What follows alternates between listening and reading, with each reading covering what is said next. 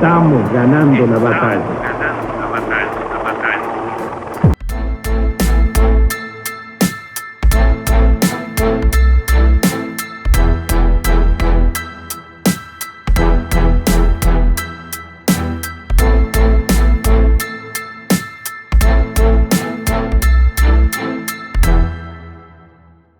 Ni más ni menos, 20 años, ¿no? De aquellas jornadas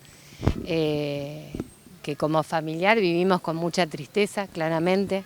Recordar que fueron muchas las personas que se les fue la vida, ¿no? En esas jornadas.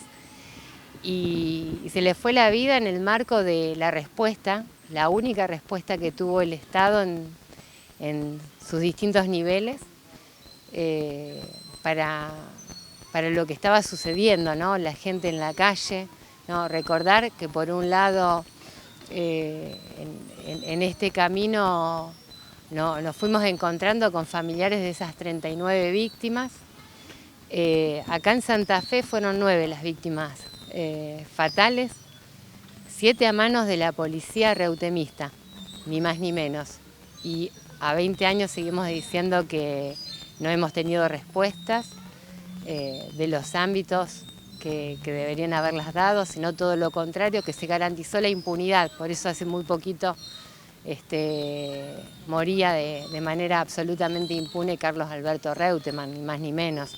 Siempre lo hemos señalado en estos 20 años y lo seguiremos haciendo como el principal responsable político de la masacre de 2001 acá en la provincia de Santa Fe y de todos los hechos, ¿no? que acaecieron en esas jornadas, y de Fernando de la Rúa, quien presidía, quien conducía el país entonces y que corrió la misma suerte, ¿no? Lamentablemente. Con la diferencia de que Fernando de la Rúa fue sentado en el banquillo de los acusados, aunque después fue absuelto, ¿no? y libre de toda culpa y cargo. Acá en Santa Fe no tuvimos ni siquiera esa posibilidad, la justicia nunca creyó necesario, ningún juez, ninguna jueza, de que por lo menos Reutemann tuviera que declarar, siquiera, siendo gobernador entonces, cuando la policía no actuó acéfalamente, cuando claramente hubo órdenes y nunca se investigó, por ejemplo, la cadena de mandos. Pensar en estos 20 años también es pensar que las causas que desataron esa crisis, que no se dieron de un día para el otro, ¿no? Hay que pensar también en el contexto en que se vivía ese 2001 y lo que acarreaba. Bueno, ¿qué pasó con esas causas? Y siguen vigentes. Eso es algo alarmante y nos unen a 20 años entonces los mismos reclamos, ¿no? Por un lado, esta tarea que hemos tenido como familiares, que integramos la Asamblea del 19 y 20, un espacio colectivo que sigue dando pelea por la desmemoria, contra la desmemoria, ¿no? Este trabajo donde decimos, bueno, la resistencia se da, pero se da en un marco de memoria, de lucha permanente, y recordando aquellas jornadas donde el pueblo dijo un montón de cosas, ¿no? Salió a la calle, dijo basta, se piensa, ¿no? como bueno, días de rebeldía, ¿no? No es casual, no es azaroso lo que sucedió, lo que vino pasando, ¿no? Desde el principio la justicia en Santa Fe trabajó para garantizar la impunidad. Por un lado, para los responsables materiales, en su gran mayoría agentes policiales, pero fundamentalmente para garantizar la impunidad de los de arriba, los responsables políticos, los que dieron las órdenes y habilitaron que esto aconteciera. Y seguimos diciendo, ¿no? Desde hace algún tiempo que de esta justicia formal, claramente que no esperamos nada, por eso hay otra justicia que es la que empujamos todos los días, que hacemos entre todas y todos, que tiene que ver con una construcción que es cotidiana, que es siempre en clave de lo colectivo y viene desde un lugar que, bueno, desde esos ámbitos no se conoce, mucho más profundo, en lo humano, en lo amoroso, y tiene que ver con llegar a un día donde nos encontremos y nos relacionemos de otra manera. Esa es la apuesta, ¿no? Cuando a 20 años nos encontramos con una Rosario y una Santa Fe que no son ajenas a lo que sucede en otros lugares, por supuesto, pero signados por la violencia. Bueno, las impunidades de ayer tienen mucho que ver con las impunidades y la violencia de hoy, sin duda. Cuando nos encontramos con el asesinato de Pocho, de mi hermano, nos encontramos que a un montón de gente le había pasado lo mismo en ese momento, pero también al caminar nos fuimos encontrando con otras y otros, ¿no? Que venían viviendo lo mismo y que no pensábamos que íbamos a transitar este camino, pero nos encontramos, nos fuimos dando fuerza y todo aquello que podemos llegar a hacer, que vamos caminando, que no es poco, decimos, bueno, seguimos caminando, es siempre en clave de lo colectivo, es con otras y otros. Entonces, bueno, la salida, si seguimos insistiendo en que hay alguna, es de esa manera, no desde el individualismo, no desde el que se salva el que puede o el más fuerte, no, es con otras y con otros y esperando que las otras y los otros lleguen también, ¿no? Para seguir caminando.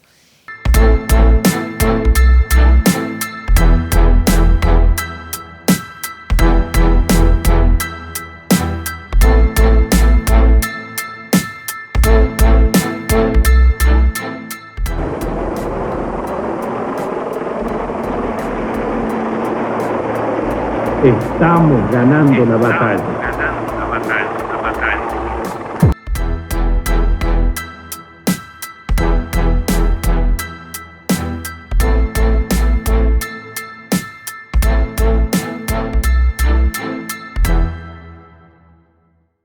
Culmina un día difícil. Han ocurrido en el país hechos de violencia que ponen en peligro personas y bienes y crean un cuadro de conmoción interior. Quiero informarles que ante eso he decretado el estado de sitio en todo el territorio nacional e informado al Honorable Congreso. Nuestro país vive horas difíciles que muestran la culminación de un largo proceso de deterioro. En un contexto económico y social donde muchos argentinos sufren serios problemas, grupos enemigos del orden y de la República aprovechan para intentar sembrar discordia y violencia, buscando crear un caos que les permita maniobrar para lograr fines que no pueden alcanzar por la vía electoral. Comprendo las penurias que atraviesan muchos de mis compatriotas, las comprendo y las sufro, pero la mayoría sabe que con violencia e ilegalidad no se sale de los problemas. Los problemas hay que afrontarlos y eso estamos haciendo. He dispuesto multiplicar la distribución de alimentos entre los más necesitados. Tengo clara conciencia del padecimiento de muchos compatriotas y es mi compromiso trabajar para resolver la emergencia social. Pero sé distinguir entre los necesitados y los violentos o los delincuentes que, aprovechando esta situación, utilizan el desorden para crear el caos. Así como enfrenté los problemas económicos, así como dispuse medidas de emergencia para asistir a los más necesitados, decidí poner límite a los violentos que se aprovechan de las penurias ajenas. Por eso, y según las atribuciones que la Constitución Nacional me confiere como presidente de la Nación, he declarado el estado de sitio en todo el territorio nacional para asegurar la ley y el orden en el país y terminar con los incidentes de las últimas horas. Conmino a los que están ejerciendo violencia a cesar en sus actos. Como lo dije muchas veces, la situación requiere además de un amplio y responsable consenso para lograr las soluciones. Por eso convoco una vez más a los partidos políticos, a los gobernadores provinciales y a los bloques legislativos del Congreso Nacional para acordar las decisiones que exige la hora. Las causas de esta situación vienen de lejos. Todos los que hemos gobernado o ejercido posiciones de poder durante décadas nos debemos la autocrítica. Solo saldremos adelante si cada uno asumimos nuestra responsabilidad histórica, dejamos de echarnos mutuamente culpas y decidimos de una vez por todas trabajar juntos para resolver los problemas. Convoco, pues, una vez más a la responsabilidad de la dirigencia nacional y pido a mis compatriotas mantener la calma y colaborar para el restablecimiento del orden.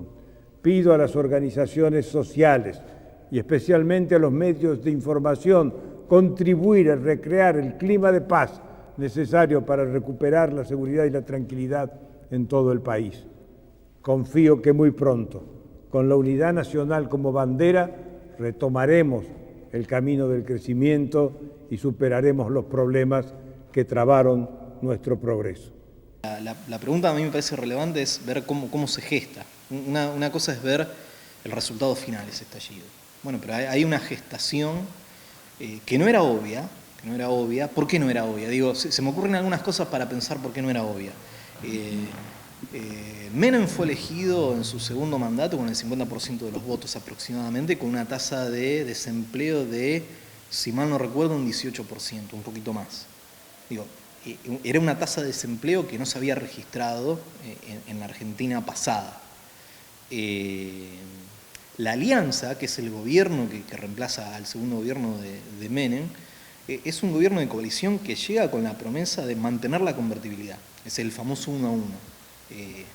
De manera que hay ciertos factores que, digo, una vez que uno tiene el diario del lunes y ve cuáles fueron las consecuencias, obviamente las consecuencias sociales, económicas, políticas, obviamente uno puede aportar más claridad. Pero en el momento cuando eso no había ocurrido, había ciertos consensos sociales, como por ejemplo, mantener la convertibilidad, aun cuando se veían los efectos negativos de esa convertibilidad, insisto, una tasa alta de desempleo, pero había un amplio sector de la población que estaba dispuesto a asumir, un 50% de los votos, estaba dispuesto a asumir ese costo, ¿a favor de qué? De algo que también era inédito en la Argentina, que era estabilidad monetaria.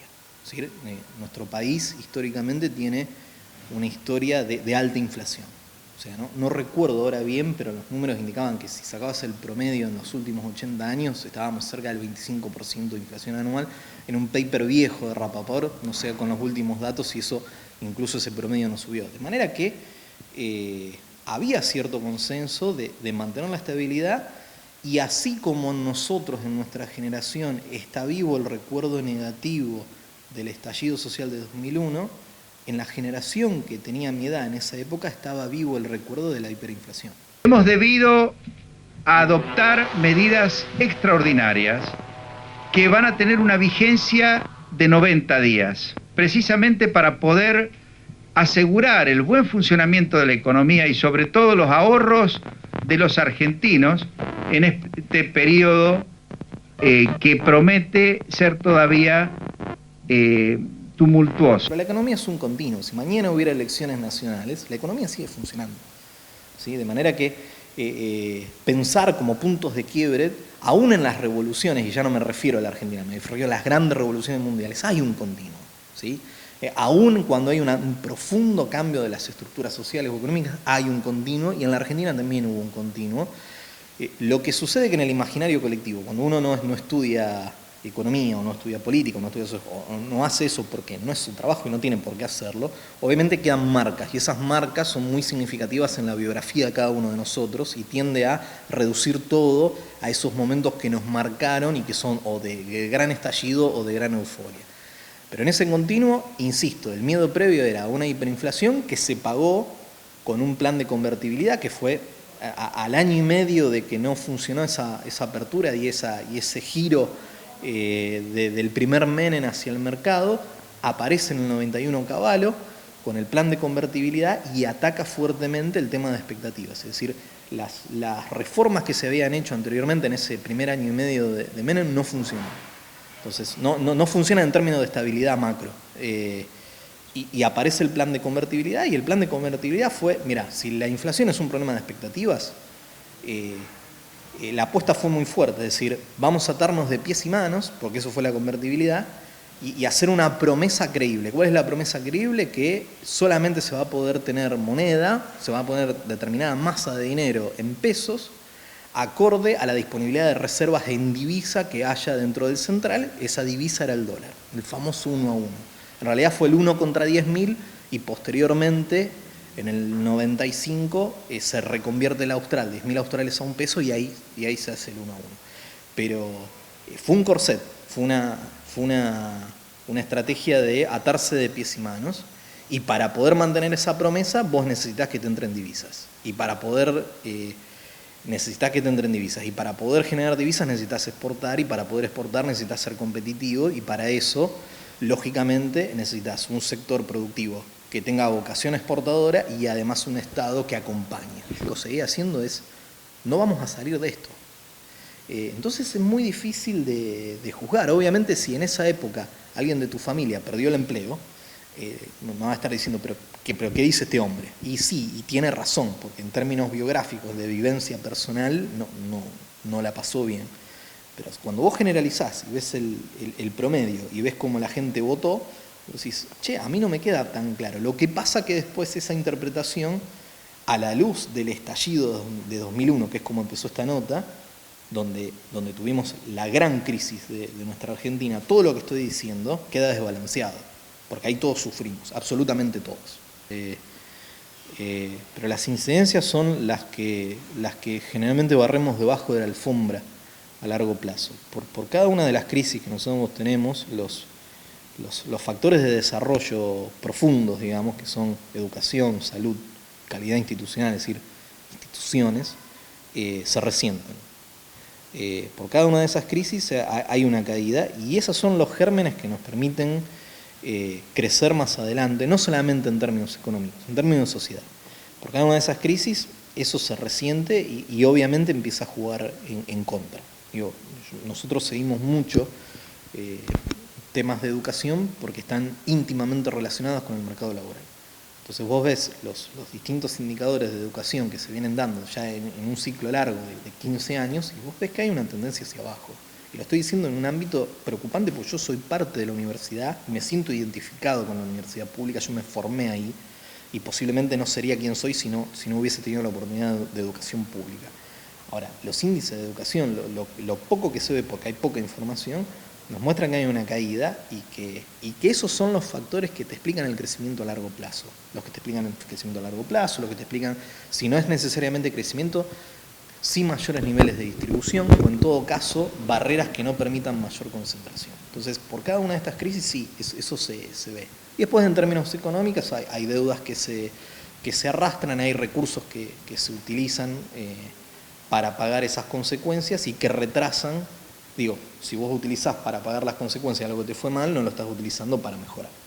Entonces, obviamente existen esas consecuencias.